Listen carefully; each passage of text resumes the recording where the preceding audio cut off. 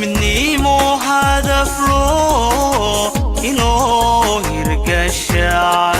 أكون سلاهيرو إنه هيسي مني مو هدف له waxaynu ku kala duwannahay xusbiyada aynu kala taageerno waxaynu ku kala duwannahay aragtida siyaasadda waxaynu ku kala duwannahay qabaa'ilka laakiin kuma kala duwan jiritaanka Soomaaliland kuma kala aragti duwanin inaynu helo dal barwaaqo ah oo muwaadinka ku helo xuquuqdiisa muwaadin kuma kala duwanin inaynu helo dal nabad iyo xasilooni ka jirto xisbiyadana waxa lagu gaadhayaa helidda inta aynu kor ku soo sheegnay iyo in kale oo ka wanaagsan xisbiyaduna waxay ku kala aragti duwan yihiin sidii loo gaari lahaa Soomaaliland barwaaqo ma jiro xisbi diyaar ah inuu dalkan hoos u dhigo mid waliba waxa uu raadinayaa Soomaaliland wanaagsan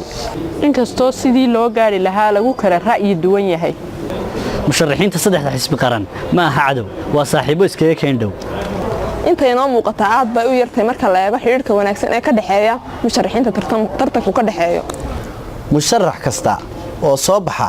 waa madaxweynaha Jamhuuriyadda Soomaaliland noqon maayo madaxweyne qabiil noqon maayo madaxweyne degmo noqon maayo madaxweyne gobol muwaadin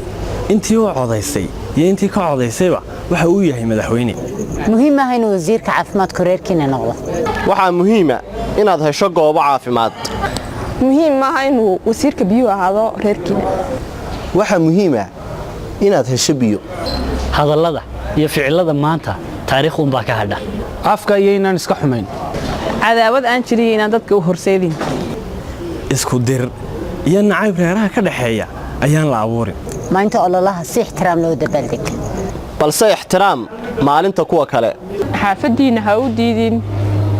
in laga furo xafiisyo xisbi aanad adigu taageersanayn ama ay ka lushaan calaamaanta xisbiyada kale ogowna waxa ugu weyn ee aad musharaxaaga u tartay in uu yahay codka aad maalintaas siiso cadow badan oo dibadda iyo dalka gudihiisa joogaba waynu leenahay waxa ay had iyo jeer ku fikiraan sidii dagaallo iyo qalalaase laynooga dhex abuuri lahaa waxa ay ka naxaan wanaageenna waxna ay ku farxaan dhibteena maanta oo kale waa maalmaha uu cadawgu ka faa'iideysan karo ilaahay kama dhigay waxay maleegi karaan shirqoolo weli dadkeennu umay bislaan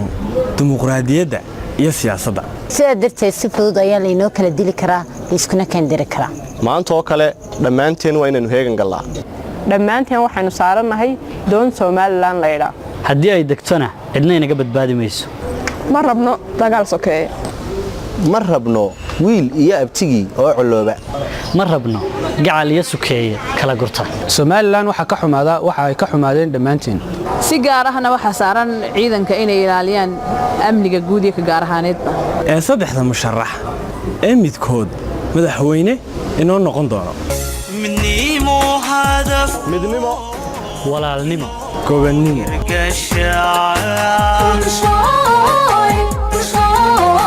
كل شوي